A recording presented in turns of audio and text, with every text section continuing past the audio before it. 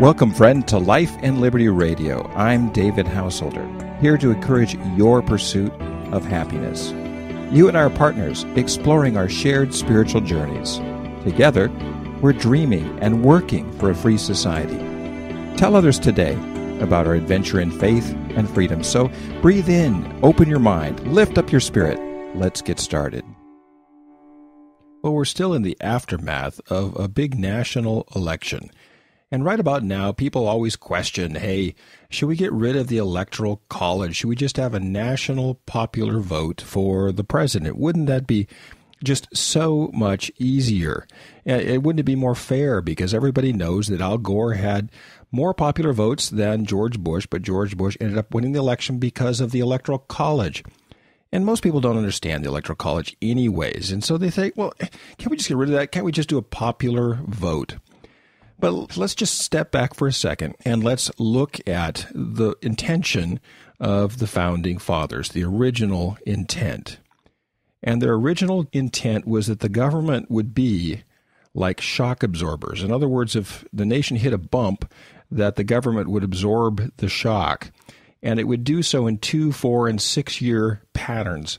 So the House would be elected every 2 years, the president every 4, and the Senate, the people that make the big decisions about confirmations of chief justices and those kinds of things, that would be every 6 years because you want real stability in the Senate.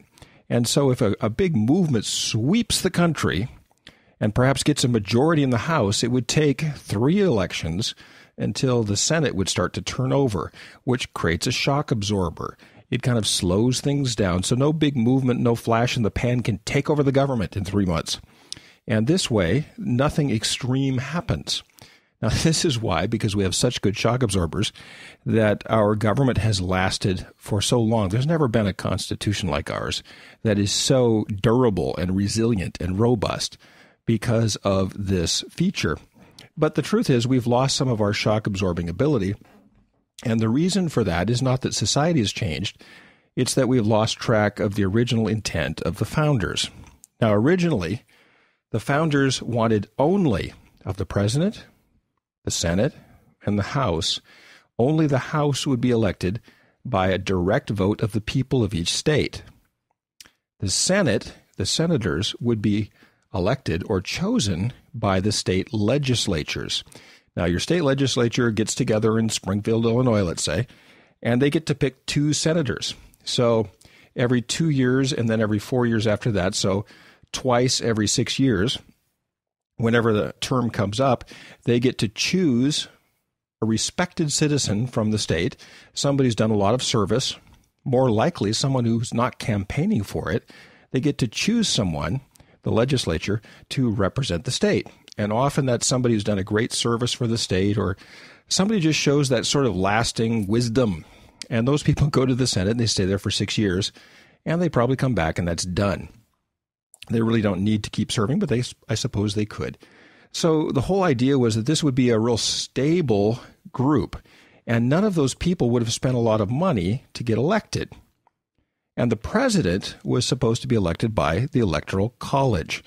Now, the Electoral College was put together so that we wouldn't have exactly what we have right now, which is tons of money flowing into the system so that we can have this gargantuan election.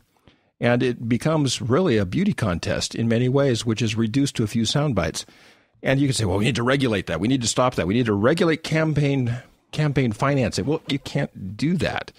You really can't. It's illegal to do that. In a country with free speech and a free press, people can say whatever they want. And if they want to pay money for a megaphone to say it, they can do that. And the press costs money. And if the press is free and people want to talk through the press can go ahead and print that. And so if somebody wants to come on my podcast and talk, they can do that. And I would love to have them on. So with a free press and free speech, you can't limit campaign financing. And if you could, there'd be ways of getting around it. And that's that whole Citizens United argument and the whole deal. It would say, well, it's not actually the person campaigning. That's another group that's independent that just happens to be running ads for that person. So the system is broken. So you can't regulate the system. You have to change the system. And we don't have to change it into something new, we've just forgotten why the Founding Fathers had the Electoral College in the first place. You're listening to Life and Liberty Radio with David Householder.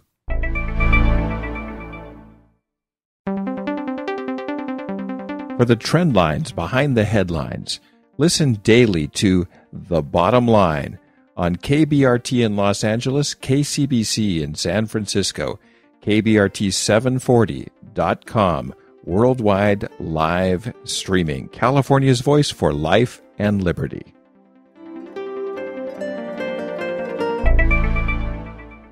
The reason they had the Electoral College was they didn't want a popular election, because a popular election would lead to the most popular person rather than the person who was the best manager. Now, the Electoral College was designed so that the best and the brightest would gather in each state capital at a certain date, and they would cast votes for president at the very same time, separated by distance, so they couldn't collaborate. And they'd have to be thinking, if you're in Delaware and you've got like 3 electoral votes or something, so throw these votes away. So who would the people in the other states be voting for? And they wanted to make sure they picked somebody who would likely be elected by the entire country. You wouldn't throw in Donald Duck or somebody from your state that nobody else would know. You'd pick somebody that somebody else would think would make a good president, a good manager of the country, someone to keep the budget balanced and keep things in line and could be counted on if there was a problem. So they would get together in different states and cast their votes, and then they would bring those votes to Washington and count them. And if there wasn't a clear winner, there's a whole bunch of things the Constitution says could happen, but there was not supposed to be a popular election, because a popular election will draw, in this day and age, hundreds of millions, if not billions of dollars, and will take up a year, because this is a huge position in a country full of ambitious people. A lot of people would love to be president. And we don't want people who want to be president. And the Electoral College was set up to pick people who were just good at what they're doing. They would pick presidents of corporations, or really effective governors of states, or presidents of universities. People are good at running things, doing things, making things happen, managing things. So that was the whole idea. So rather than getting rid of the Electoral College, it's important that we go back to the original intent. So what we've done is we've turned the Electoral College into a popular vote. We have a vote all across the country for president, and then we count them up by state, and that's how we get our electoral votes. Instead of having people meet in the state capitals and actually thinking in a closed-door session with no contact with the outside, who should we vote for? And I think that that's exactly the way that should happen. We'd have to modify it a little bit for today's communication age, but the whole idea is that you would pick an excellent person who would not necessarily want the job, but would do it out of duty to country. Same with the Senate, and only the House of Representatives would be elected by the popular vote of all of the people. That was the intention. And it was way less of a circus and way less of soundbite versus soundbite. And it was way less of catering to low information voters who are easily swayed by emotion. And also, here's the important thing, way less likely for there to be presidents and senators who would be campaigning all the time. And when you're campaigning and it's close and you're behind, you're always tempted to promise people things that will cost the government money. So, you promise them security forever. You promise them more aircraft carriers to keep the country safe. And you promise everything for retirees. And you promise student loans being back. You promise that everyone gets a house so you can back mortgages. And next thing you know, the government's spending all kinds of money that the American people don't have. Right now, we're spending for several years on end now about $5 for every $3 we take in. How long can you keep that going? Well, it looks like the system is set up to keep that going forever. So we'll have to devalue the dollar by that much. Otherwise, it won't work. So basically, my plea is that we bring things back to the original intent, the original genius of the shock absorber idea, that we would have a big national election for the House, but for the Senate and for the president, we would have key people choose those people that are great servants of the country.